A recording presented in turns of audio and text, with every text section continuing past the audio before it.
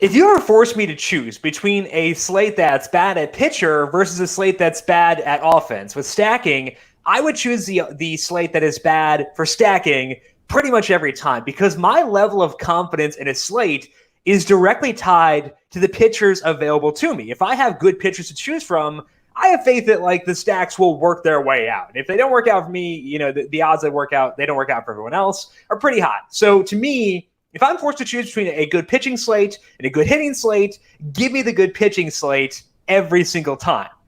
Tonight, we're going to test that because it is a really good pitching slate. There are awesome options pretty much across the board at pitcher over on FanDuel.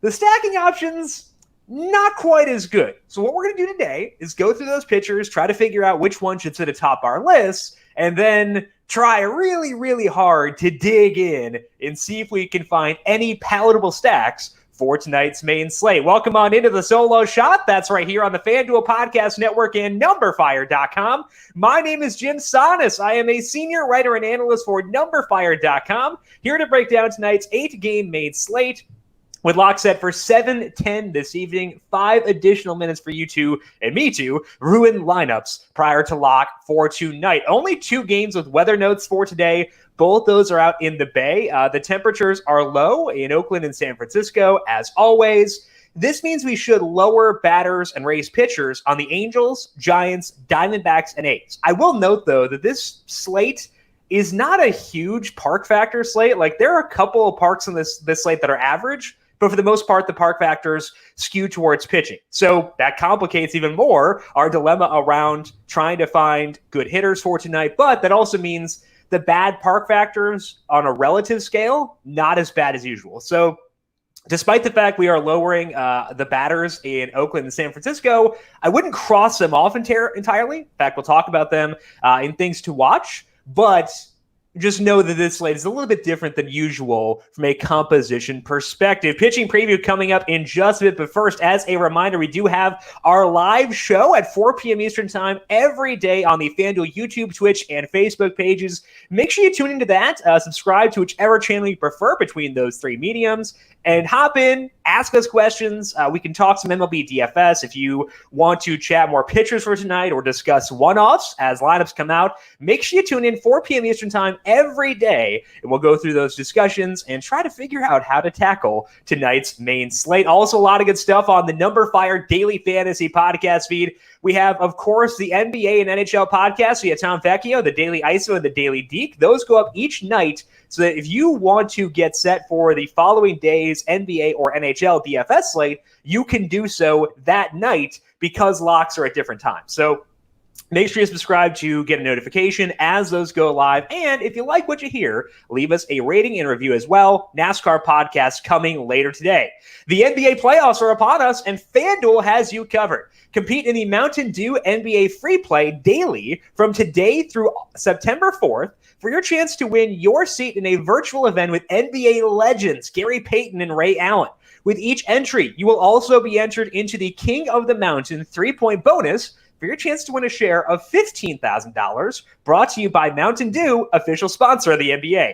For more details, visit FanDuel.com or download the FanDuel app today. Eligibility restrictions apply. Pitching preview for this Thursday main slate. Shane Bieber is the highest salaried pitcher on FanDuel. He checks in at $12,000. I believe that's the first $12K pitcher we've had on a main slate during the week this year. Sonny Gray is next up. He is $10,700. Clayton Kershaw is $10,100, followed by Dinelson Lamet. He is $9,400. Then we got Jose Berrios, Adam Wainwright, and Brandon Woodruff as the others at $8,000 or higher. So again, 4 rock star pitchers at the top end of the board. And the truest dilemma for me is whether you want Shane Bieber or Sonny Gray as your top pitcher. I'm going to run through both those guys because they are my top 2 pitchers, but I think it's a very legitimate question. Clayton Kershaw is in play for sure. His velocity has been up this year, getting strikeouts, just not as many strikeouts as Gray and Bieber. Lamet doesn't pitch as deep into games, so I like him. It's not as much as these two. On a normal slate, you could very well see Kershaw or Lamet be among the top 2 pitchers of the night, but with Bieber and Gray being there, it's between those two for me. So let's start with Bieber and then go through Gray, and then I'll discuss my ranking of these two. Bieber is facing the Pirates.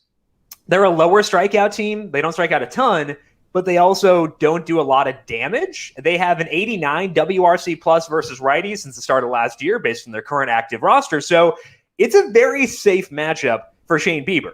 Bieber brings the upside himself. The floor is from the matchup. The upside is via Bieber. He has added in a cutter this year, which gives him a full 5 different pitches to utilize. So if one's not working, just go somewhere else and see what happens.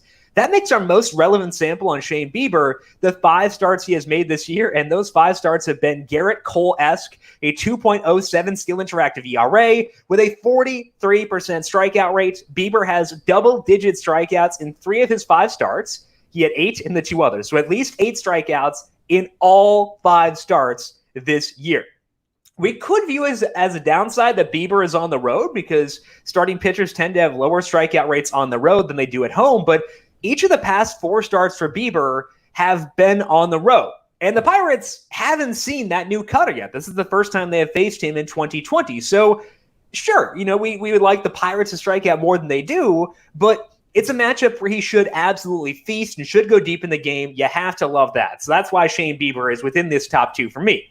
From a strikeout perspective, though, Gray may have the better spot because he gets the depleted Cardinals roster. They've played so many games this week, and the offense has been fine, I guess, but they're not necessarily lighting things up. They're not a team we need to avoid right now. And at some point, all of that play, all of those games they played is going to wear on them. They have a 24% strikeout rate versus righties since the start of last year. That is 3 percentage points higher than Bieber's matchup with the Pirates. And Gray has also, like Bieber, been just sick himself this year. A 2.79 skill interactive ERA with a 37% strikeout rate for Sonny Gray. So once you add in the strikeout bump he gets via the opponent he is facing, you could say that Gray is on par with Shane Bieber. So as a result of that, both these guys are legit, and they are my top 2 guys by a decent margin, despite the fact that Kershaw and Lamet are really good too. But I am going to favor Bieber for one big reason over Sonny Gray, and that reason is walks. Bieber's walk rate is 5%, has been even lower in past years. Gray's is 7% and was higher last year. So as the sample expands, I would not be shocked to see Bieber's walk rate come down while Gray's may go up. What happens when you have a high pitch count is it drives up, or a high walk rate is it drives up pitch counts and keeps guys from going super deep into games. We have seen that this year. Bieber has gone 7 or more innings 3 separate times. Gray has not gone that long since August 4th of last year, though he has gone 6 2/3 twice this year. So we've seen the length as a result of the low walk rates skew us towards Bieber. So I would say give me Bieber by a hair over Gray due to that, even after you consider the salary with Bieber being $12,000 and Gray being $10,700. I don't think that's a big enough split to push me off of Bieber. There are a lot of good value hitters for today. So Bieber is my number 1. These 2 guys are in the same tier, though. I think they're a full tier above Kershaw and Lamet. And I do want a lot of both on this slate. So really good options at pitcher. I'm not going to talk you out of Kershaw and Lamet, but to me, I think everything here evolves around Bieber and Gray. The third pitcher here, if we're looking for a value pitcher, isn't one I feel super confident in, but he has been great his past 3 starts. And that guy is Kevin Gausman. You can probably figure out now why I'm not super confident because, again, it's Kevin Gausman. But Gausman is facing the Angels. They're a low strikeout team, so I'm not super enthused about that. But Gausman individually, as a pitcher, really draws me in. The reason I want to go here is that he has started to work his changeup back into the pitch mix for him over his past 3 starts. And it can be classified as different things based on the site where you look at. If you look at Baseball Savant, there are no changeups, but Pitch Info classifies this pitch as a changeup. And you can tell it's a different pitch because it gets a ton of vertical movement. The bottom basically drops out of this pitch, which doesn't happen with most of the other pitches for Kevin Gausman. It's a very different pitch from his splitter in that sense. That helps give him 3 pitches rather than just the fastball and the splitter. And the usage on that pitch has been around 15% over the past 3 starts. In those 3 starts, Gausman has a 3.02 skill interactive ERA with a 34% strikeout rate. His swing and strike rate has been at least 13.8% in all 3 starts. And it's not as if he's had like cupcake matchups. He did face the Rockies once, and I'd consider them kind of a cupcake, but that game was a Coors Field. Another one was against the Dodgers, and the third one was against the A's. So those are tough situations, even if they weren't all tough matchups, because, again, the Rockies, not a tough matchup, just a tough park for sure. But Gausman, in those tough spots, still got whiffs. He has also allowed 3 or fewer earned runs in each of those starts. He got 11 strikeouts against the A's, so it's possible that Gausman has tapped into something really good here with this pitch. Whatever you want to call that pitch, it seems like it is a good thing, and it is helping him in a pretty significant way. Gausman is only $7,700. That helps compensate for the concerns around the low strikeout matchup. And again, I don't feel super great about this one. I'd rather spend up for guys like Gray or like Bieber, but Gausman is cheap, and I think that he has a path to upside. So I think that could be enough to make him worthwhile if you want to spend up at hitter. And there are enough decent hitting options tonight where I think that you could justify that. So Kevin Gausman, I was hoping to stick him in things to watch for today as someone I'm monitoring, but I think if you're looking for a cheap pitcher tonight, I think that Gausman actually is the number one option. So for me, it is Bieber 1, Gray 2, and then Gausman as the cheap guy for tonight. Moving to the stacks, things get quite a bit tougher here. There are no real no-brainers in the pool for tonight. One option I would look at is the Red Sox against Asher Wojciechowski. I think Wojciechowski might be a bit underrated. People tend to assume that pitchers on the Orioles are completely trash, but Wojciechowski really isn't. Like he's a decent pitcher, and he can get some whiffs. That's a good thing. The problem, and the reason that we're stacking against him, is that Wojciechowski allows a lot of fly balls and doesn't suppress hard contact, which is a great combo for stacking in DFS. And especially on a slate where stacking is pretty tough, I will take that for sure. In the 4 starts that Wojciechowski has made this year, he has a 37% ground ball rate with a 39% hard hit rate. And that ground ball rate, despite being well below average, is actually up from 30% last year. In that sample last year, he had a 4.92 ERA. He's at 4.34 so far this year with a 4.53 skill interactive ERA. So the peripheral's a little bit worse than the results. The Red Sox have definitely not lit things up this year, but they do put the ball in play quite a bit, and they should do so with decent authority given the composition of Wojciechowski's repertoire. So I'm good going at the Red Sox as my top stack of the night. And again, with bad parks on the slate, it does help this one is a good park for offense.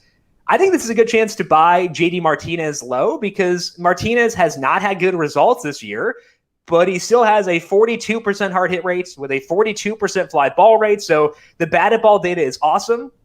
He's striking out more than usual, kind of similar to Xander Bogaerts. They're both doing that, but both have good batted ball data. So I would say it's a good time to buy low on Martinez and Bogaerts. Martinez, $3,500. Bogaerts is $34,000. Rafael Devers and Alex Verdugo both have had good results this year, and they're actually cheap. Devers, $2,800. Verdugo is $27,000. So the Red Sox are firmly affordable here. I think you can make it work with Shane Bieber as long as you are willing to potentially plug in a value player, maybe just stick to 3 Red Sox. But Devers and Verdugo specifically, good options for value. And I think as a result of that, you can pair the Red Sox with any of the pitchers for tonight, and they are my number one stack. If you want some additional value plays outside of just the Red Sox, I would check out the Reds against Adam Wainwright. They're going to be my number 2 stack here. Wainwright has made just 2 starts so far this year because the Cardinals have had that funky schedule due to their COVID-19 positives. And Wainwright's looked good. He has a 1.64 ERA in those starts. He wasn't bad last year either with a 4.19 ERA, and he will get some ground balls. Those are all good things for Wainwright. The problem for him is that he really struggles with left-handed batters specifically, and the Reds have a lot of left-handed batters. So this is kind of a bad matchup for Wainwright. Overall, last year, Wainwright allowed a 297 WOBA to righties.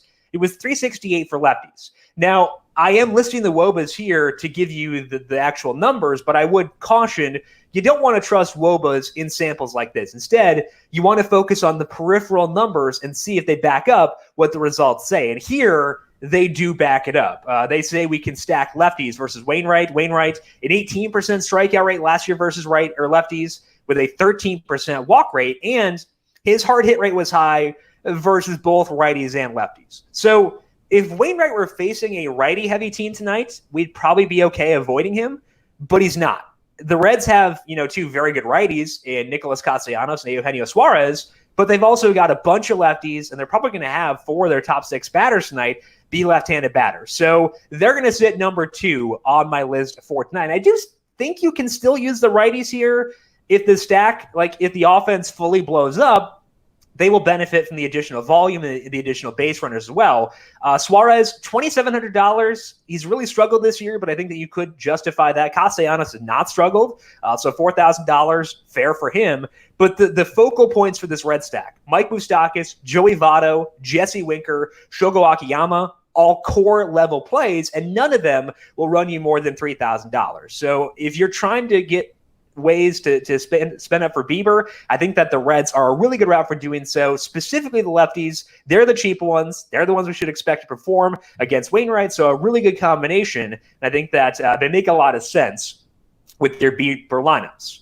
For our third stack, we're going to go, I think, what might be a bit contrarian and use a team that has a low implied total, a team that has been struggling a lot this year, and is facing a name value pitcher.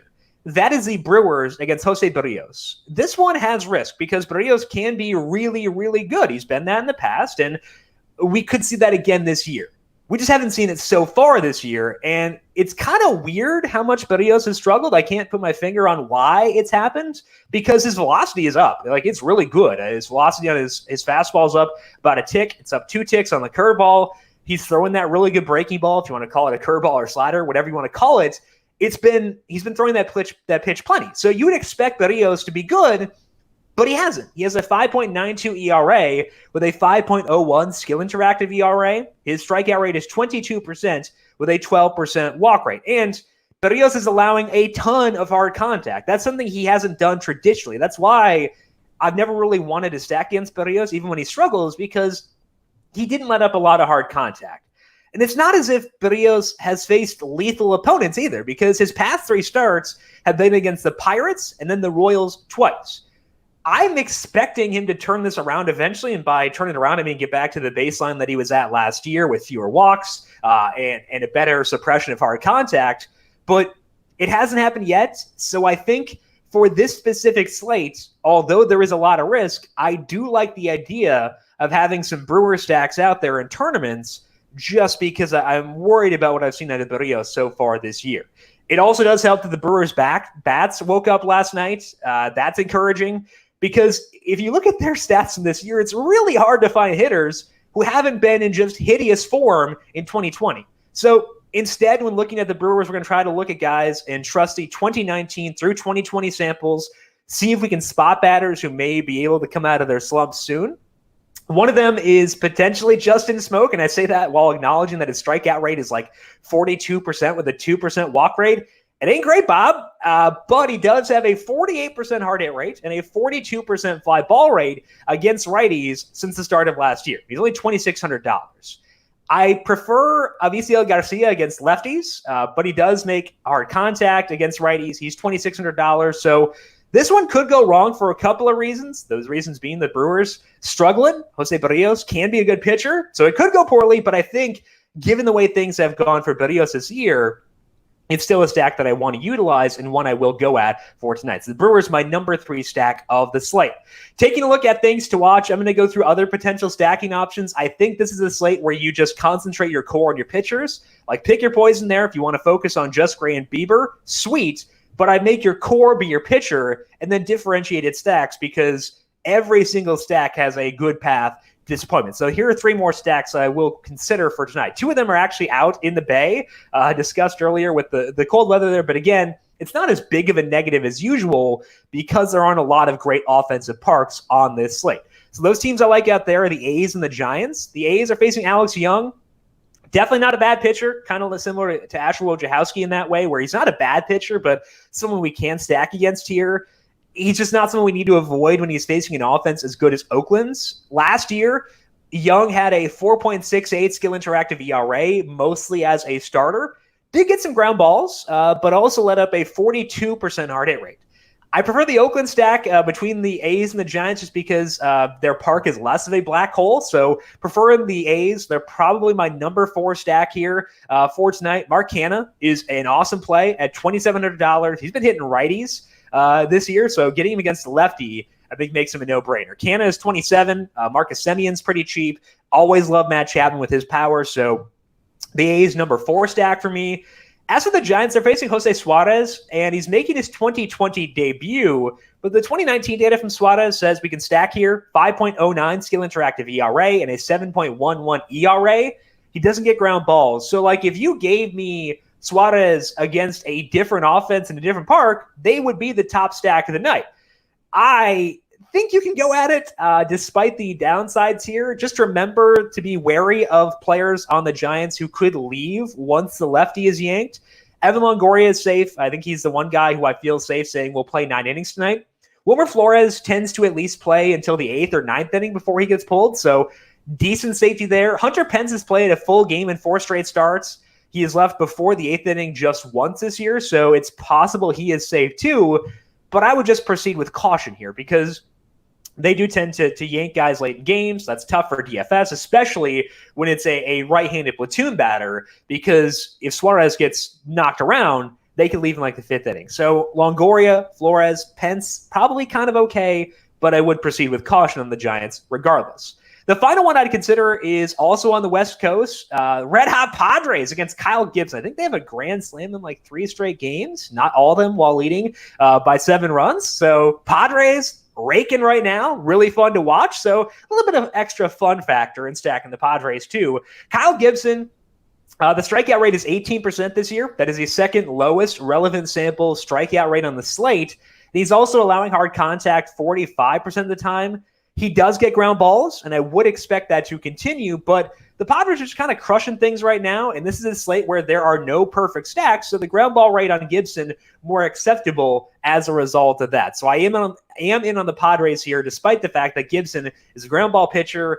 No real no-brainer stacks, so I think that they are in play. And again, I think that the way to play this slate is pick the pitchers you want and then differentiate your stacks as a way to kind of give yourself some safety in case the stacks you pick do not go well. But I feel safe enough about the Reds and the Red Sox to feel okay about them.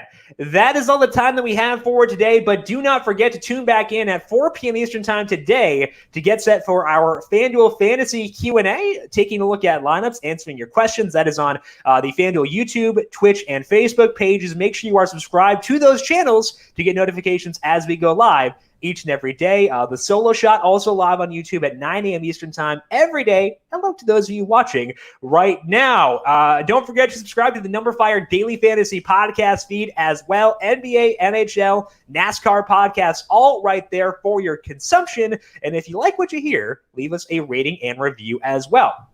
If you have questions for me prior to that 4 p.m. stream, I am on Twitter at JimSannes, JimSannes.